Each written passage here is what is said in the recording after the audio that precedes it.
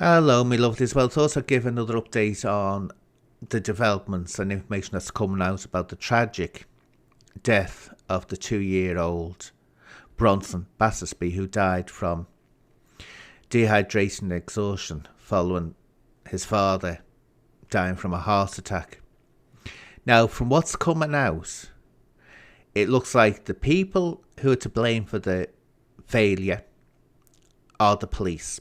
And the reason I say that, I used to work for the police. And when I first started working for the police, and we were all first time we were deployed to our stations, the thing that was stressed to us was never mess up a missing persons case. Now, when that social worker quite rightly informed the police she could not make contact with the father, that is put down as a missing person. That's how that will be classified. Every morning, if you were on desk duty, you had to go into the system, see if there were any missing person reports, and chase them up.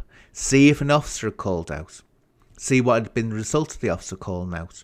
Phoning hospitals, phoning hostels, phoning people related to the person that had been reported missing. Now, it was so serious that a sergeant or an inspector would call down, usually around midday, to check that those inquiries had been made. And if they hadn't, you'd literally, the inspector or sergeant would stand over the person and say, right, make those inquiries now. Because that's where you could get in serious trouble in a police force. Because it could turn out that it was foul play. And the reason they have to call out to the place where the person's been reported missing from, which it would have been classified as, especially a child, is because there might be a body there. And it might be foul play. That's why. So the police have some serious questions to answer, very serious questions in this case. Now let's move on to the mother, and I'm trying to be balanced here, which I'm finding very difficult. It's come out that it wasn't the 27th of December was the last time she saw her son or made inquiries about his, how he was doing. It was the 27th of November when she walked out the house after allegedly having an argument with the father. We have to take her word for it. She took 2 children and left the little boy there, little Bronson there. And her excuse was that she knew Bronson, that his father loved him. And she also knew that the social services were keeping an eye on them. Let me just put that another way. She's saying that she was expecting the social services to do her job. That's make sure that a child is okay and at least check up on him. So for over a month, she never checked up on the child. The reason they couldn't contact her, which was the question I was asking, why couldn't they contact the mother?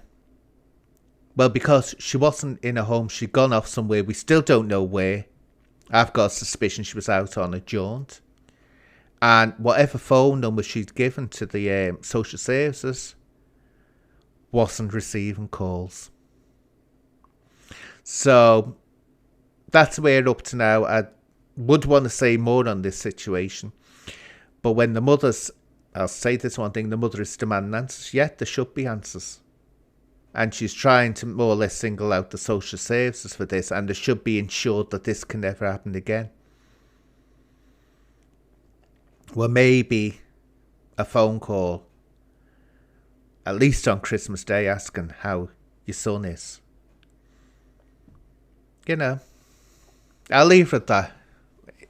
It's early days, but I'll leave it at that, my lords. But definitely the police, from what I can see, at the information we've got at the moment, are at fault here.